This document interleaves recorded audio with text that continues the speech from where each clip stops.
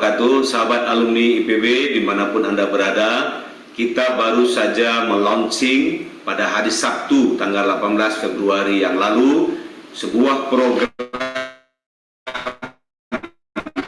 prioritas kita, yaitu yang disebut dengan Takados, tali kasih untuk para pensiunan dosen dan tendik IPB. Program ini adalah program yang sangat penting, di mana kita ingin berbagi kebahagiaan kepada para dosen dan tendik yang dulu pernah membantu kita, pernah mengajar kita, dan pernah membantu kita semasa kita kuliah dulu.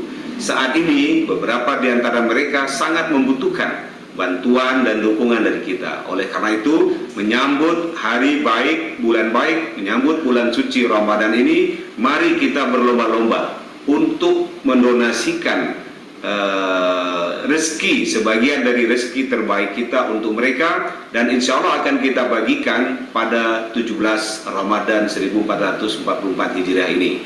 Ikuti flyernya, ikuti pengumumannya, dan donasi Anda sudah mulai bisa disalurkan mulai dengan hari ini juga.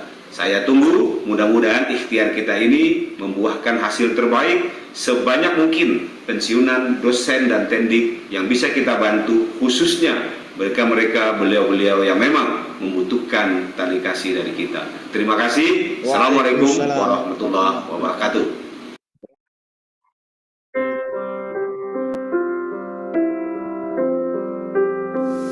10, 20, 30 tahun lalu, mereka mungkin menorehkan setitik garis dalam kehidupan perkuliahan kita. Bapak Ibu dosen dan tenaga kependidikan IPB telah menjadi bagian dari masa muda yang indah dan penuh kenangan. Saat ini, di usia yang tidak muda lagi, Bapak Ibu dosen dan tenaga kependidikan IPB memiliki tantangan hidup masing-masing.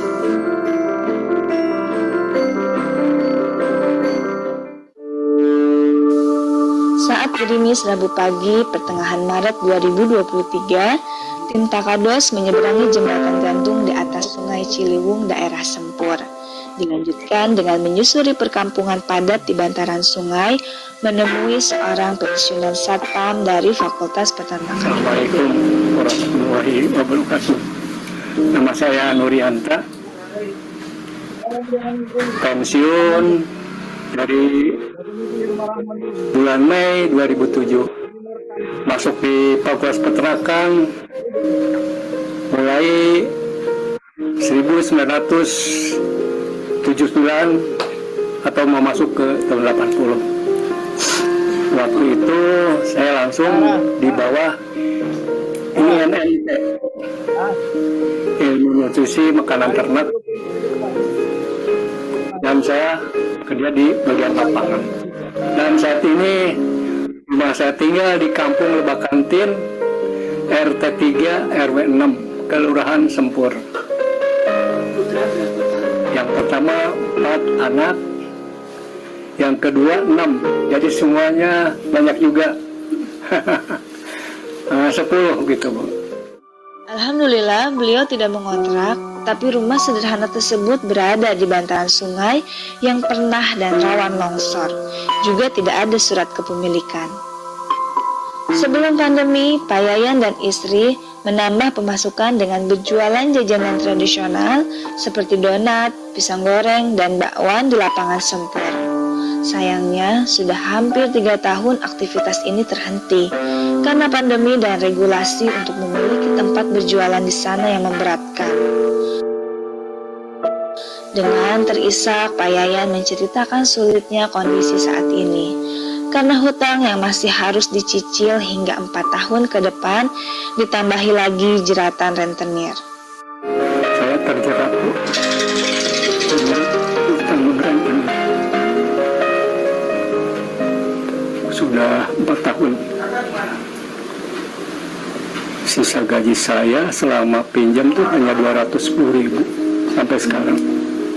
Selama sekian tahun 210.000. Pak Nurianta adalah salah satu dari sekian banyak pensiunan dosen dan tenaga kependidikan IPB yang masih membutuhkan bantuan. Banyak pensiunan tendik, bahkan dosen yang nestapa hidupnya. Semoga kita bisa memberikan bantuan untuk mereka yang sudah pernah membantu kita saat kuliah di IPB.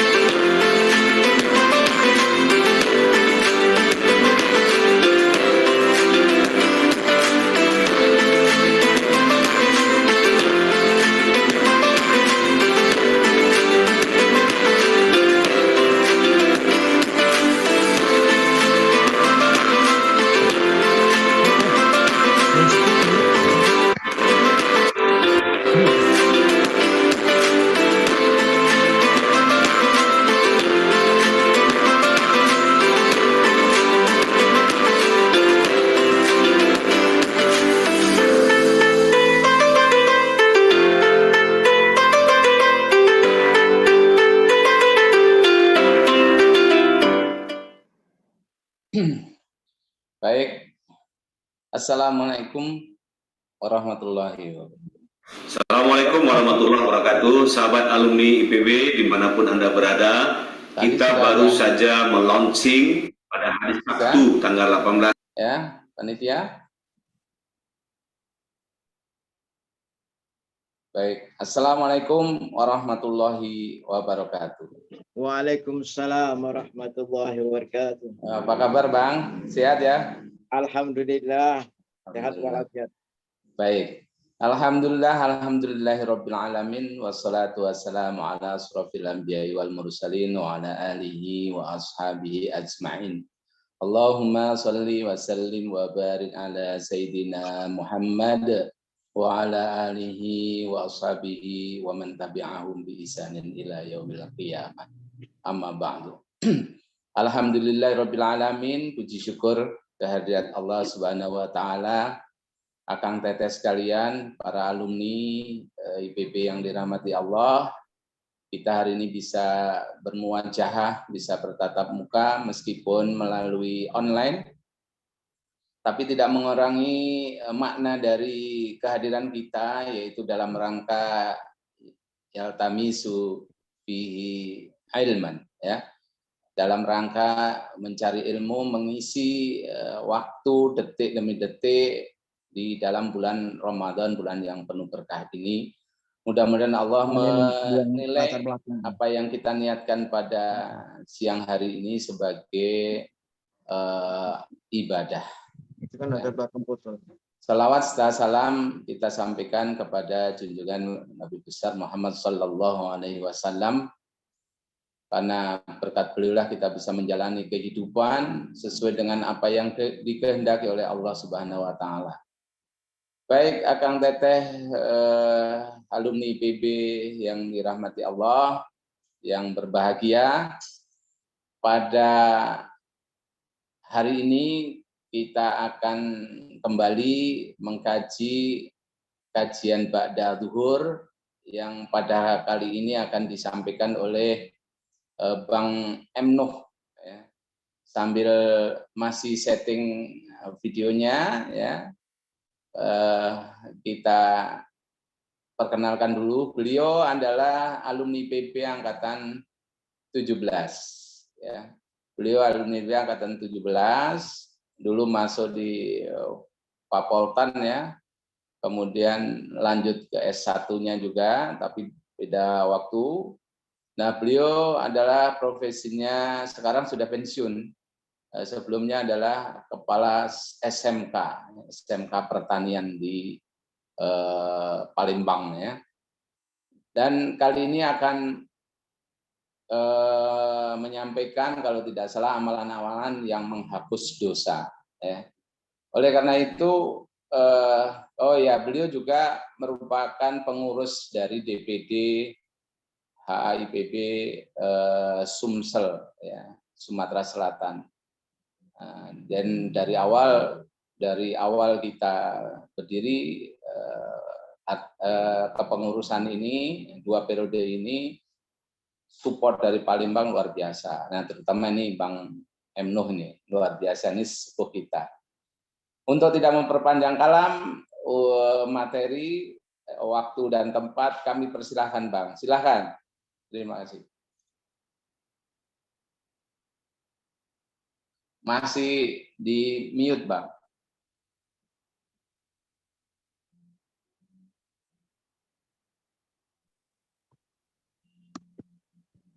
Oke, terima kasih. Assalamualaikum warahmatullahi wabarakatuh. Alhamdulillah. Alhamdulillahillazi arsala rasulahu bil huda wa dinil haqq liyuzhirahu 'ala dini kullih wa kafa billahi syahida. Asyhadu an la ilaha illallah wahdahu la syarika lah wa asyhadu anna Muhammadan abduhu wa rasuluh. Allahumma salli wa sallim ala sayyidina Muhammad wa ala ali sayyidina Muhammad. Rabbi shrah li sadri wa yassir li amri wa hlul 'uqdatam min lisani yafqahu qawli. Qala an-nabiy sallallahu alaihi wasallam, man shoma ramadana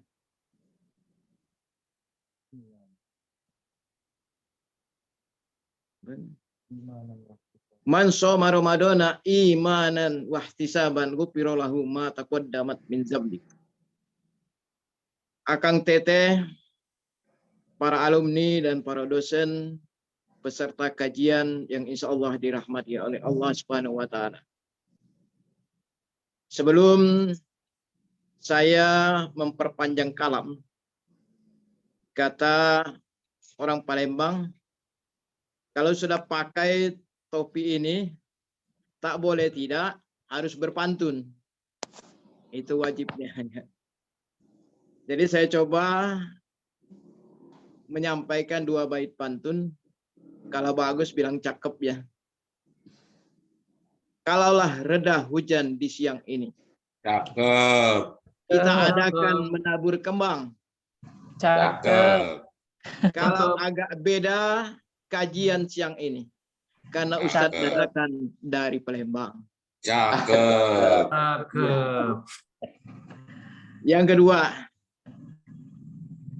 kalau salah anak sekolah, tanyakan saja pada teman sebayanya. Kalau ustadznya tak pandai dan banyak salah, salahkan saja panitianya. Barangkali salah memanggil ustadz. Oke, hari ini kita membahas satu topik yang tentu saja sangat menarik, teristimewa di bulan Ramadan ini, yaitu amalan penghapus dosa. Jadi mengapa manusia itu berdosa? Ini yang paling pertama harus kita bahas ya. Namun sebelum itu kita memanjatkan puji dan syukur kehadirat Allah Subhanahu wa Ta'ala, karena atas kehendaknya, berkat ridhonya dan rahmatnya, pada hari ini kita bisa mengadakan kajian ba'da zuhur khusus alumni IPB pada siang hari ini. Salawat dan salam kepada junjungan kita Nabi besar Muhammad SAW. Semoga dengan memperbanyak salawat dan salam ini, kita akan mendapatkan syafaat beliau, baik di dunia ini dan terutama di yaumil mahsyar kelak. Amin ya rabbal alamin. Akang teteh, soimin soimat peserta kajian ba'da zuhur yang dirahmati oleh Allah Subhanahu wa Ta'ala. Mengapa kita manusia ini cenderung melakukan dosa? Ini ada 2 hal ya.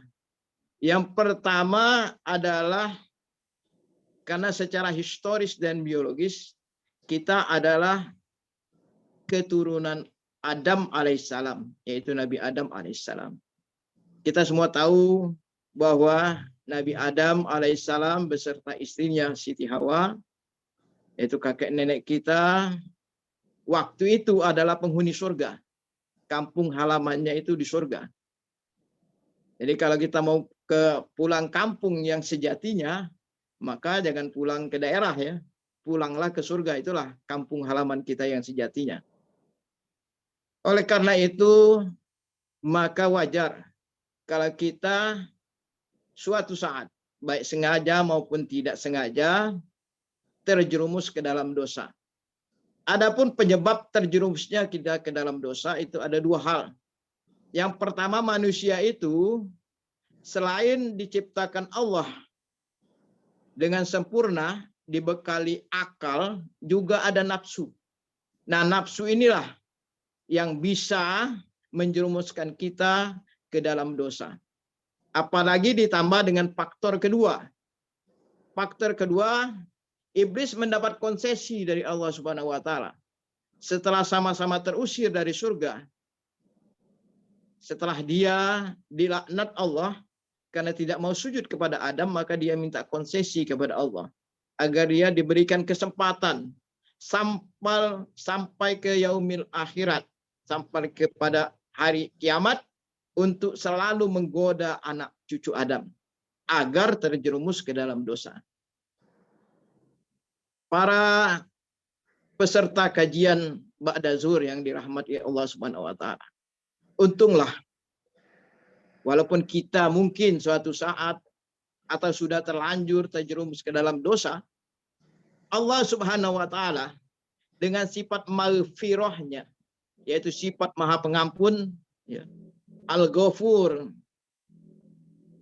telah memberikan kesempatan kepada kita untuk melakukan tobat atau melakukan amalan-amalan yang dapat menghapus dosa kita.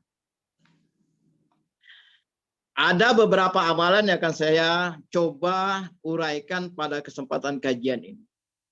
Yang paling utama dan saat ini sudah berada di depan mata kita, yaitu bulan puasa. Para peserta kajian yang dimuliakan Allah. Bulan puasa itu ada 3 episode atau 3 fase. Fase pertama 10 hari Ramadan itu dinamakan bulan rahmat. Artinya kita diberikan kesempatan oleh Allah Subhanahu wa taala untuk berlatih selama 10 hari itu untuk menahan hawa nafsu, menahan godaan-godaan yang dapat membatalkan puasa. Siapa yang berhasil selama 10 hari itu, maka dialah yang mendapat rahmat dari Allah Subhanahu wa taala. Untuk masuk ke episode kedua atau periode kedua, yaitu ini periode yang penting ini, yaitu periode maghfirah. Jadi 10 hari yang sedang kita jalani sekarang sudah hari keempat dari 10 hari itu, yaitu hari ke-14. Kita berada dalam periode atau episode maghfirah. Kesempatan ini hendaknya benar-benar kita gunakan sehubungan dengan kajian kita pada hari ini, yaitu amalan-amalan penghapus dosa. Sebagaimana hadis yang sudah saya katakan tadi, ya, yang sudah saya bacakan di muqaddimah uraian tadi, yaitu man shoma Ramadan imanan wahtisaban ghufira lahu ma taqaddamat min dzambik. Siapa yang melaksanakan ibadah puasa dengan penuh keimanan dan semata-mata mengharapkan pahala dari Allah Subhanahu wa taala, maka dia akan diampuni dosa-dosanya yang telah lalu.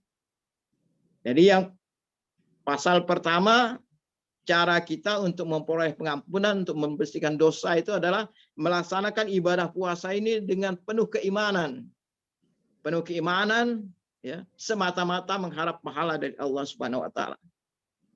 Dijamin ini hadis riwayat Bukhari dan Muslim, kita akan diampuni dosa-dosa kita di masa lalu. Yang kedua, selain kita melaksanakan ibadah puasa dengan sebenar-benarnya, menjauhi segala hal yang membatalkan ibadah puasa dan pahala puasa, maka ada yang kedua. Selain tadi, yaitu bisa dilaksanakan di luar bulan puasa, yaitu tobat dengan diwujudkan dengan sholat tobat, ya. Sholat tobat, ya, setelah kita niatkan bisa dilakukan kapan saja. Tapi para ulama menganjurkan paling baik itu dilakukan pada sepertiga malam. Setelah kita mensucikan diri, kita melaksanakan sholat tobat.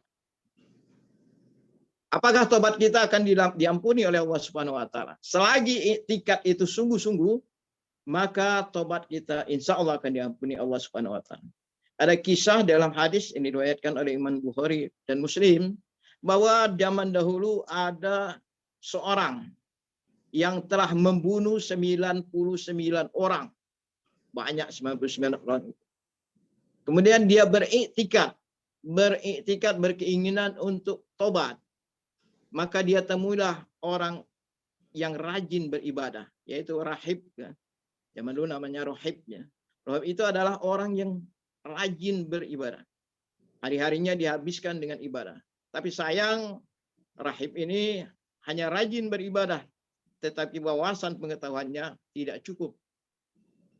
Ketika dia tanyakan kepada rahib itu, saya adalah seorang yang banyak dosa, seorang yang berdosa. Saya ingin menghapuskan dosa saya. Bagaimana caranya supaya saya bisa hapus dari dosa ini? Saya ingin bertobat.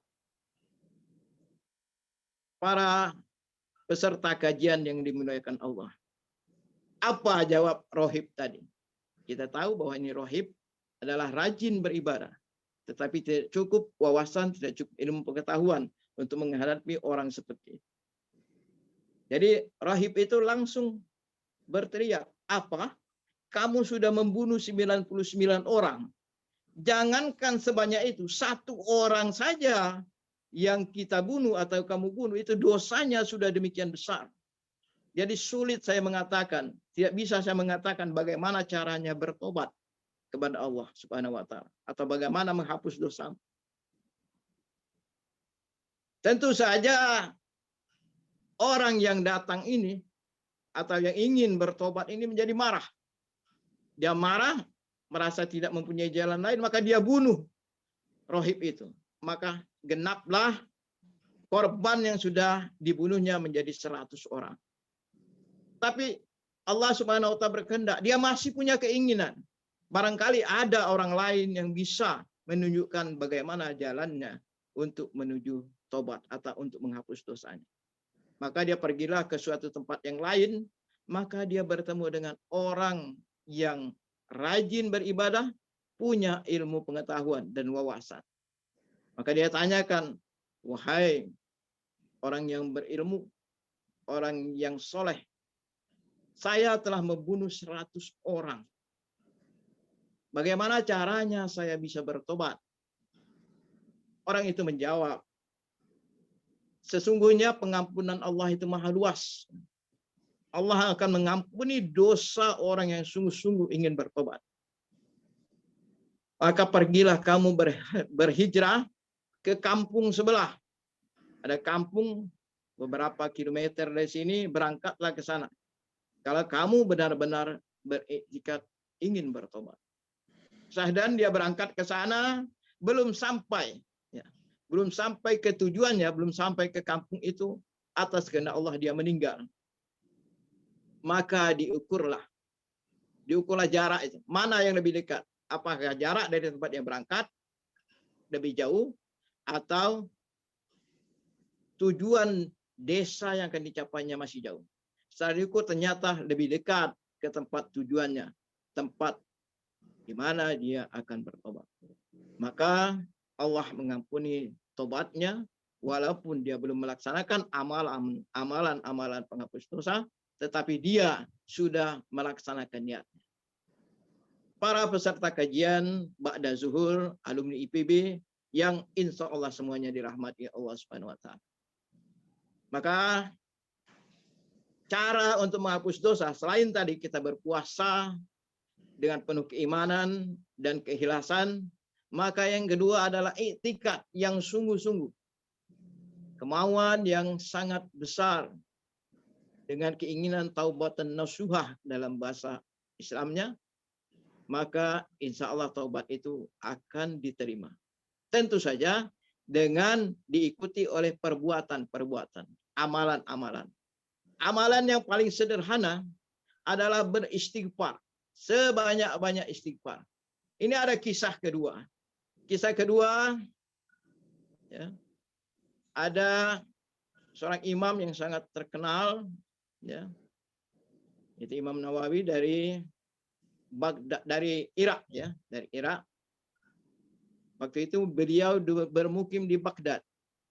Entah bagaimana dia berkeinginan yang kuat, berazam untuk pergi ke negeri Basrah. Dia tidak tahu, hanya dorongan, ya, dorongan dari dalam hatinya ingin pergi ke Basrah. Padahal dia tidak punya janji dengan siapapun di negeri Basrah. Sesampai di negeri Basrah, ya, dia sampai di sebuah masjid. Waktu itu sudah waktu sholat Isya. Kemudian dia melaksanakan sholat Isya, mengikuti jemaah masjid di situ. Kemudian setelah selesai sholat Isya, dia merasa capek dan lelah. Dia ingin tidur di dalam masjid itu. Tetapi oleh marbotnya, oleh pengurus masjid ini, tidak boleh tidur dalam masjid. Maka dia berpindahlah ke teras masjid. Dan dia ingin tidur di teras masjid saja. Kalau tidak boleh dia dalam masjid. Rupanya marbot itu masih tetap mengawasi. Maka dia usir lagi. Tidak boleh tidur di teras ini. Carilah tempat yang lain. Maka digiringlah sang imam ini sampai ke jalan. Sahdan ketika itu, apa yang dilakukan oleh marbot tadi dan yang terjadi pada imam tadi diperhatikan oleh seorang penjual roti yang berjualan di samping masjid. Berjualan di samping masjid, disitulah tempat tinggalnya. Maka dia panggillah sang imam. Wahai hamba Allah, kalau tidak ada tempat menginap, marilah menginap di tempatku. Tempat ini sempit, tapi cukup untuk menginap. Maka datanglah sang imam ke rumah kecil tempat membuat roti itu. Dia duduk di belakang tempat membuat roti itu, sedang mengadoni adonan roti. Satu hal yang diperhatikan oleh Imam Nawawi itu adalah bagaimana setiap apapun yang dikerjakannya pada saat membuat adonan roti itu, penjual roti itu selalu beristighfar. Astagfirullahaladzim. Apapun gerakannya, maka selalu dimulai dengan astagfirullahaladzim. Akhirnya sang imam bertanya kepada penjual roti.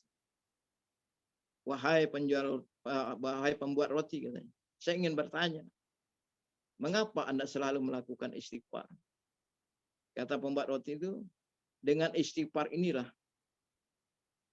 selama 30 tahun ini, selama 30 tahun dia bekerja sebagai pembuat roti, segala keinginannya, segala hajatnya selalu dikabulkan oleh Allah Subhanahu wa taala. Cuman satu yang belum terkabul, katanya.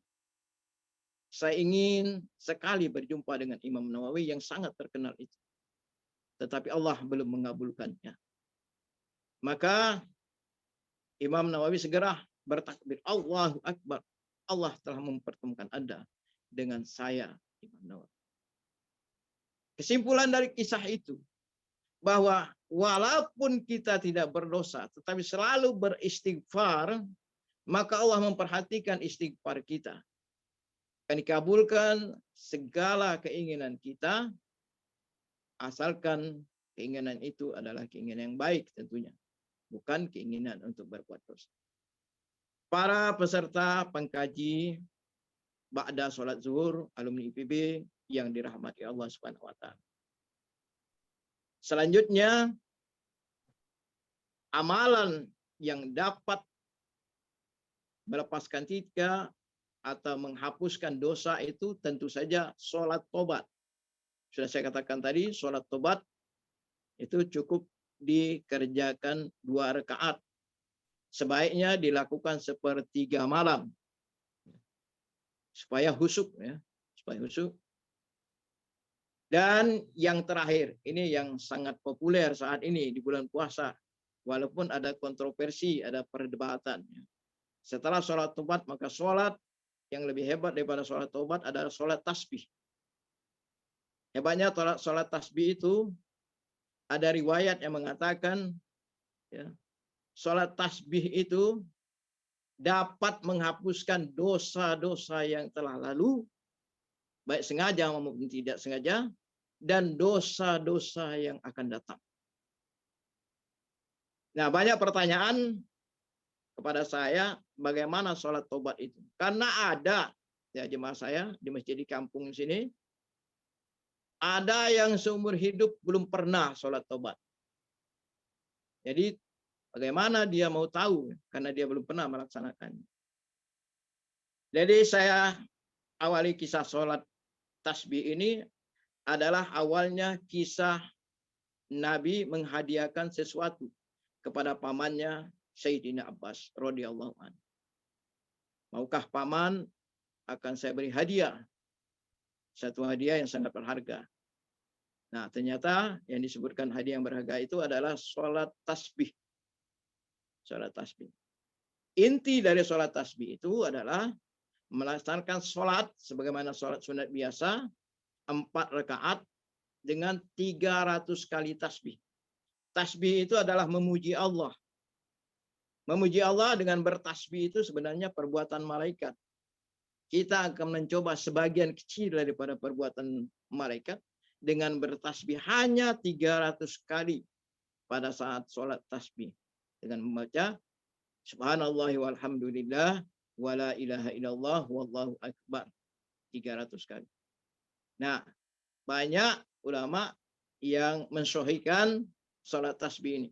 Tapi kita juga tidak menutupi. Ada beberapa ulama yang menganggap hadis ini hasan. Artinya tidak sahih. Tapi kami, terutama di Palembang, ya, di Sumatera Selatan, menganggap sholat tasbih ini adalah sholat yang baik dilaksanakan dan hadisnya sahih. Para pengkaji ba'da sholat zuhur alumni IPB yang dirahmati Allah Subhanahu wa taala.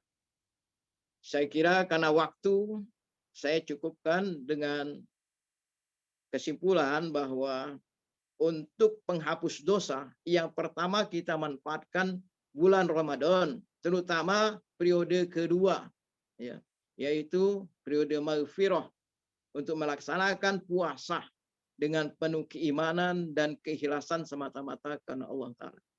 Yang kedua adalah i'tikad. Kalau kita punya dosa, i'tikad untuk bertobat dengan taubatan nasuha, tidak akan mengulangi lagi perbuatan dosa itu.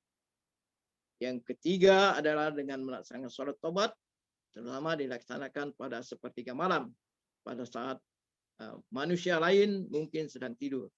Dan yang ketiga, yang keempat adalah dengan melaksanakan sholat tasbih. Siapa yang sudah melaksanakan sholat tasbih akan terasa jiwanya itu. Akan lain perilaku dan karakternya. Cobalah kalau yang percaya bahwa risalah sholat tasbih ini adalah termasuk hadis yang sahih, cobalah untuk melaksanakan sholat tasbih. Insya Allah akan terasa manfaat. Demikian yang dapat saya sampaikan. Ya. Saya ini seperti yang kata Pak Ustadz Aceh kemarin adalah salah satu Ustadz dadakan. Lulusan dari Institut Penceramah Bogor. Karena saya pernah seusai melakukan takziah, melakukan tausiah, ya, pada suatu tempat yang kebetulan saat itu takziah hari ketiga, saya ditanya, Pak Ustadz lulusan pesantren mana? Spontan saya jawab dari Bogor. Dia bertanya lagi, pesantren mana Ustadz? Oh, IPB. Oh, dia sendiri yang memperpanjang singkatan IPB itu. Oh, Institut Penceramah Bogor. Ya, insya Allah seperti itu saya katakan. Jadi memang kalau kami di daerah, ya, di daerah-daerah ini lulusan IPB itu memang luar biasa. Ada yang bisa jadi bankir, ada yang bisa jadi birokrat, ada yang bisa jadi penceramah seperti saya. Saya sewaktu menjadi kepala sekolah, kepala dinas itu sering memanggil saya dengan SPD. bukan sarjana pendidikan. SPD itu adalah spesial pembaca doa. Jadi kalau ingin membuka acara atau menutup acara, maka kepala dinas pendidikan selalu meminta saya untuk membacakan doa. Demikian yang dapat saya sampaikan. Sekali lagi, ya, kalau salah anak sekolah, tolong tanyakan kepada temannya. Kalau ada yang Ustadz ini salah, maka jangan salah, maka salahkanlah panitia. Demikian, saya serahkan kembali kepada moderator. Silakan Pak Irsyad. Tuh. Bang, saya Ali Bang, lupa nanti nama Oh saya. iya, wajahnya ya. Tambah di daftarnya itu Pak Irsyad. Ini Ali sudah sering ketemu beberapa kali ketemu. Iya. Apa kabar, Bang Ali? Ditukeran karena saya sudah merasa kenal sama Abang, maka saya tukeran dengan Abang. Alhamdulillah ya. Baik, terima kasih penyampaiannya Bang Muhammad Nuh. Nama lengkapnya itu Ki Agus M. Nuh. Ya. Jadi seperti orang Palembang biasanya ada Ki Agus, ada beberapa teman yang namanya Ki Agus. Tadi beberapa hal sudah disampaikan, ada kesimpulannya ada 4. Sudah begitu jelas ya, mulai dari untuk menghapus dosa, kita memanfaatkan 10 periode kedua bulan Ramadan, ya, terus kemudian istighfar, ya, taubat dengan banyak membaca istighfar, kemudian tadi sholat taubat, kemudian terakhir tadi ada sholat tasbih. Namun sebelum beralih ke para penanya, ini sudah ada beberapa yang bertanya, ya, ada 3 atau 4 penanya. Ini perlu kami sampaikan untuk kegiatan Takados, ya. Takados yaitu tali kasih dosen dan tendik yang diselenggarakan HIPP, itu menyantuni para dosen dan tenaga tendik ya yang ada di lingkungan IPB yang situasi dan kondisinya perlu kita bantu. Nah, sampai sekarang yang terkumpul itu masih separuh, 158 atau sekitar 160-an ya yang sudah terkumpul, sementara target kita adalah 300 juta sehingga baru separuh. Oleh karena itu panitia berulang-ulang untuk senantiasa menyampaikan kepada para alumni untuk menyebarkan informasi ini menjadi wasilah amal baik, sehingga alumni-alumni yang mampu, yang punya kelebihan yang bisa membantu, silahkan untuk diharapkan bisa berpartisipasi dalam acara ini. Baik, selanjutnya untuk acara besok itu Kang Iman Hilman ya, yang akan memberikan materi. Oleh karena itu jangan henti-hentinya untuk senantiasa hadir pada acara kajian pada duhur. Baik, untuk pertanyaan pertama ini ada dari Jaswanto. Assalamualaikum Ustadz, perkenalkan saya Jaswanto. Apakah dosa-dosa besar salah satunya percaya kepada selain Allah bisa dihapus dengan puasa dan taubat? Kalau syirik dosanya sudah tidak bisa dihapus dengan apapun. Terima kasih Ustadz sebelumnya. Ya. Langsung saja Bang, silakan. Oke, terima kasih. Pertanyaan bagus sekali. Banyak sekali kita mendengar bahwa dosa apapun akan diampuni oleh Allah Subhanahu wa taala kecuali syirik. Syirik itu merupakan dosa yang sangat besar, sehingga Luqman ya, dalam surat Al-Luqman itu nasihat pertama kepada anaknya adalah ya bunayya la tusyrik billah inna syirka lazumun azim. Jadi syirik itu adalah suatu kejahatan yang besar. Ya. Jadi Allah dengan sifat Al-Ghafurnya, kalau taubat itu taubatan nasuha, ya, insya Allah Allah masih membuka pintu taubatnya dengan syarat bahwa taubat itu benar-benar dari hati yang sangat dalam. Ya, kita bandingkan tadi pada kisah ada yang sudah membunuh 100 orang. Ya. Tapi ini syirik adalah dosa katakanlah bahasa kitanya melecehkan Allah, mensetarakan Allah, bahkan merendahkan Allah dibandingkan dengan yang lain, misalnya dengan dukun, dengan benda-benda keramat. Ini adalah satu hal yang memang pantas disebut dosa besar karena telah melecehkan Allah Subhanahu wa taala. Tapi ingatlah Allah itu Maha Pengampun. Saya yakin, cobalah kalau memang ada orang yang melakukan dosa ya. Karena orang Indonesia ini ya, wallahu a'lam bishawab, banyak sekali yang sudah atau bahkan berada di tepi dosa syirik ya, dengan percaya kepada hal-hal yang mistik selain kekuasaan Allah, dengan hal-hal yang berbau mistik, dengan dukun katakanlah, dengan benda-benda keramat ya, dengan benda-benda pusaka. Ini adalah suatu bentuk kesyirikan ya. Belum lagi kesyirikan yang tidak nyata ya, lebih percaya kepada kuasa atau kemampuan dokter daripada kehendak Allah, sehingga seseorang katakanlah meninggal dunia. Tapi sekali lagi saya berpendapat ya, karena Allah dengan sifat Al-Ghafurnya, jika taubatnya itu benar-benar dilakukan sebagai taubatun nasuha, jangankan orang yang Islam yang tergelincir kepada dosa syirik, orang yang tadinya belum beragama Islam, tentu saja selama dia belum beragama Islam itu melakukan perbuatan syirik yang tidak terhingga, mungkin menyembah berhala, mungkin percaya kepada yang bukan Allah, mungkin bahkan menghinakan Allah dengan berbagai perkataannya. Tapi setelah dia masuk Islam dan benar menjadi mu'allaf yang sejati, Allah akan mengampuni dosa-dosanya yang telah lalu. Jadi sekali lagi kesempatan yang pertama, momen puasa ini ghufira lahu min dzambik ya. Allah akan mengampuni dosa-dosa yang telah lalu. Wallahu a'lam, termasuk juga dosa syirik ya. Walaupun ini dosa yang sangat besar ya, karena telah melecehkan Allah. Dan mencoba dengan melakukan sholat tasbih. Sholat tasbih ya, itu saya menilai ada 60% ulama yang membenarkan sholat tasbih itu sebagai hadis sahih. Ada 40% yang mengatakan sebagai hadis hasan. So, cobalah dengan sholat tasbih. Untuk ikhwan-ikhwan ya, para peserta kajian yang belum mencoba sholat tasbih, coba rasakan itu. Saat pertama melakukan sholat tasbih, kita masih belum apa-apa, belum ada pengaruhnya. Karena kita masih menghafal-hafal ya. Menghafal bacaan, mengingat-ingat jumlah tasbih ya. Yang kedua juga sudah mulai mahir.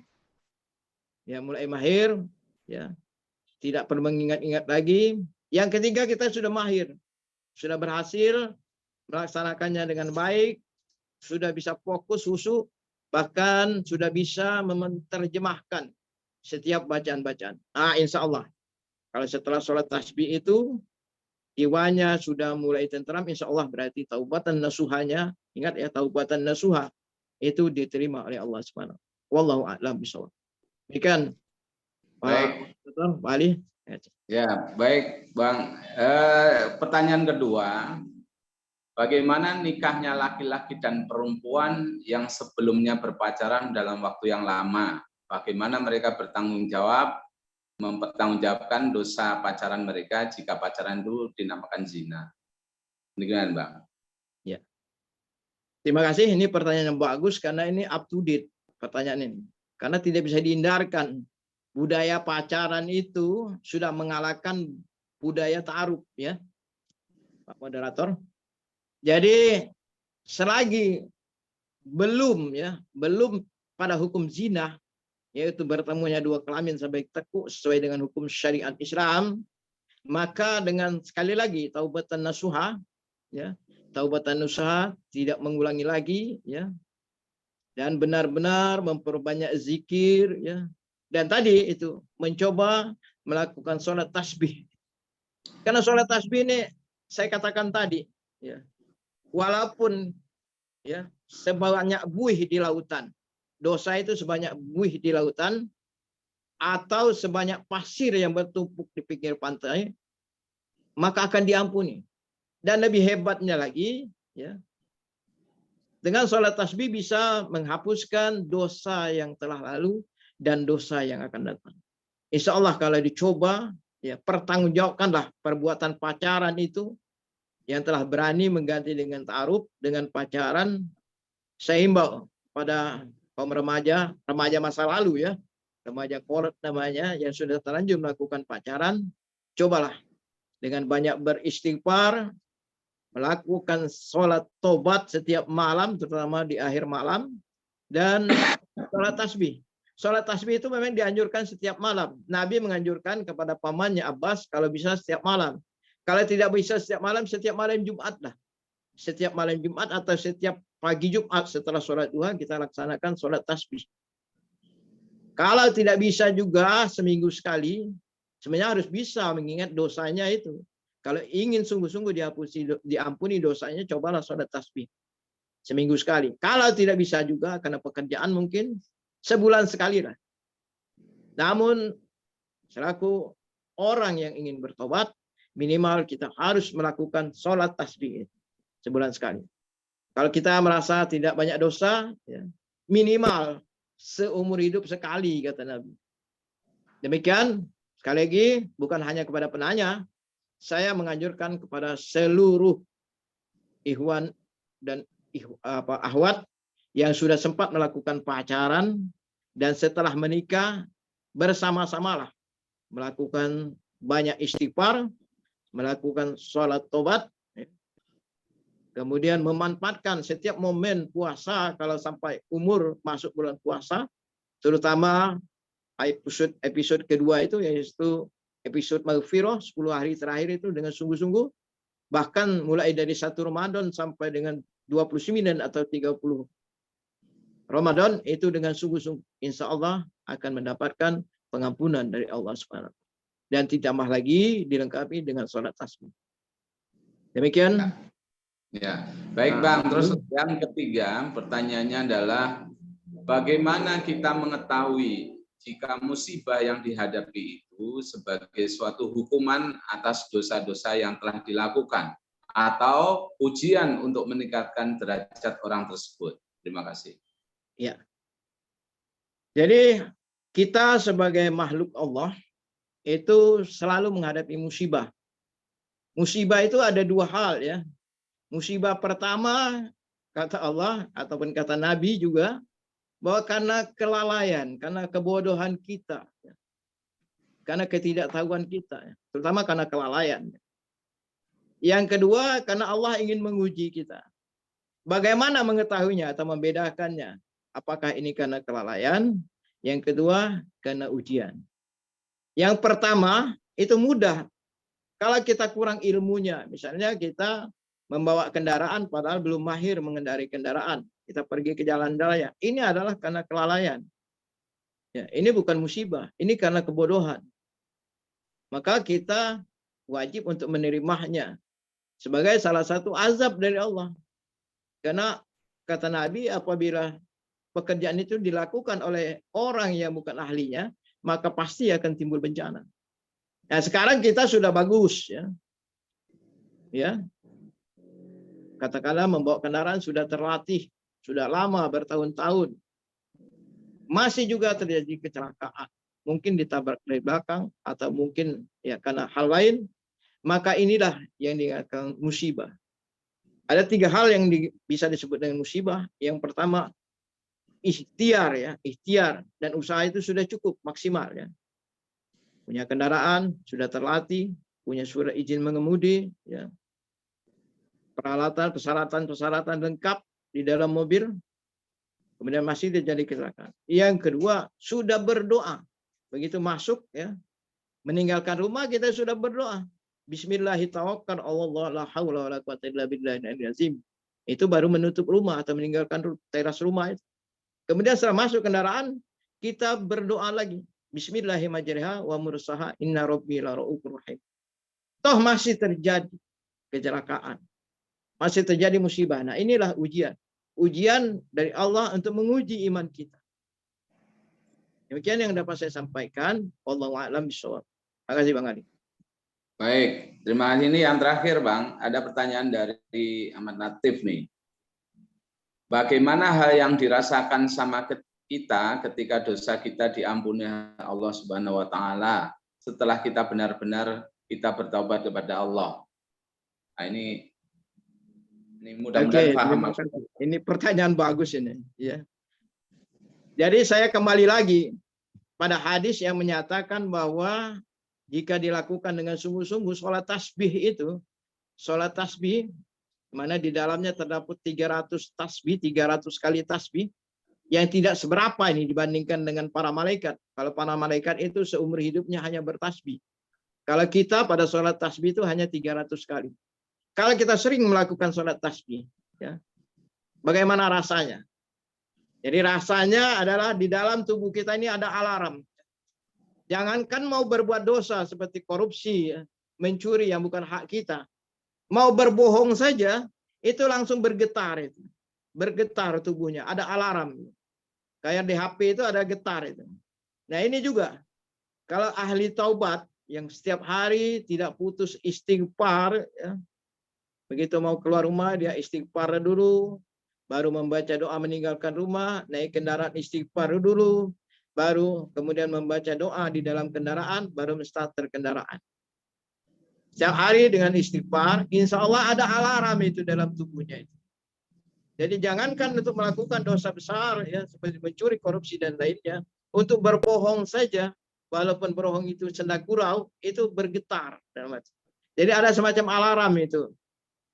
Pak Ali, ada semacam alarm.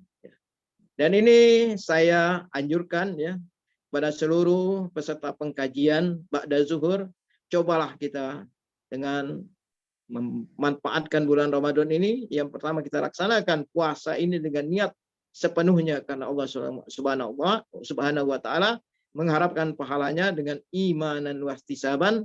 Yang kedua, selalu beristighfar. Yang ketiga, pada satu kesempatan, terutama pada akhir malam, sepertiga malam, lakukan sholat tobat. Oh ya, aku tidak pernah berdosa. Jangan. Mungkin kita tidak ingat dosa kita. Mungkin dosa pada saat remaja, mungkin dosa pada saat, ya, kita sibuk, ya, sehingga memperlambat sholat dan sebagainya. Cobalah sholat tobat. Dan yang terakhir, laksanakan sholat tasbih. Insya Allah akan ada alarm. Akan terbentuk, ya, alarm dalam tubuh kita. Ketika kita akan berbuat demikian. Baik. Ya, Ali. Baik, terima kasih Bang M. Nuh ini luar biasa sudah menyampaikan tausiahnya yang berjudul Amalan Penghapus Dosa. Jadi tadi sudah diuraikan panjang lebar dan mudah-mudahan ini bisa menjadi tambahan pengetahuan kita dan senantiasa kita tidak pernah berputus asa, ya, terhadap rahmat Allah, ya, dan ampunan Allah itu.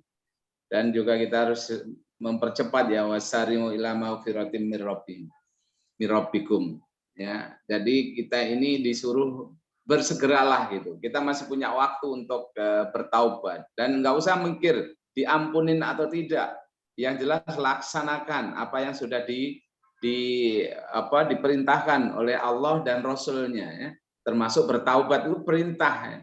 Jadi bukan syarat kalau kamu berdosa kamu bertaubatlah. Enggak, bertaubat itu memang diperintahkan, ya, karena manusia pada dasarnya adalah berdosa. Baik, demikian kajian pada hari ini, mudah-mudahan menjadi amal baik kita. Dan kepada Bang Muhammad Nuh kami ucapkan terima kasih atas supportnya. Salam buat teman-teman yang di Palembang. Naktafi hadzal qadar. Assalamualaikum warahmatullahi wabarakatuh. Waalaikumsalam warahmatullahi wabarakatuh. Sehat ya, Bang? Alhamdulillah. Ada pantun sebetulnya terakhir itu. Wah, ada pantun. Ya. Silahkan, nggak apa-apa, masih ada pesertanya, Bang. Kalaulah patah pohon kue ini, jangan dipotong dengan belati. Bagus, ya? Iya, karena nggak mungkin belati itu kecil, ya. Kalaulah ada yang salah dalam tausiah ini, tolong jangan disimpan di dalam hati. Terima kasih. Wabillahi taufiq wal hidayah. Wassalamualaikum warahmatullahi wabarakatuh. Waalaikumsalam warahmatullahi wabarakatuh. Ya. Terima kasih, Bang. Terima kasih, Bang. Ada banyak peserta juga dari Palembang. Ada Mbak Lisa, Ayu Lisa ini juga dari Palembang, Bang. Panitia juga dia. Iya, Assalamualaikum Pak Ustadz. Waalaikumsalam warahmatullahi wabarakatuh. Mbak Nisa. Mudah-mudahan nanti bisa ketemu ya Pak Ustadz. Di Insya Allah Palembang. nanti kita hari Jumat. Hari Jumat ada buka bareng alumni IPB. Oh, saya di Jakarta Pak Ustadz. Waduh, sayang sekali ya. Iya, ya. Iya. Ya, kirim salam aja nanti. Iya.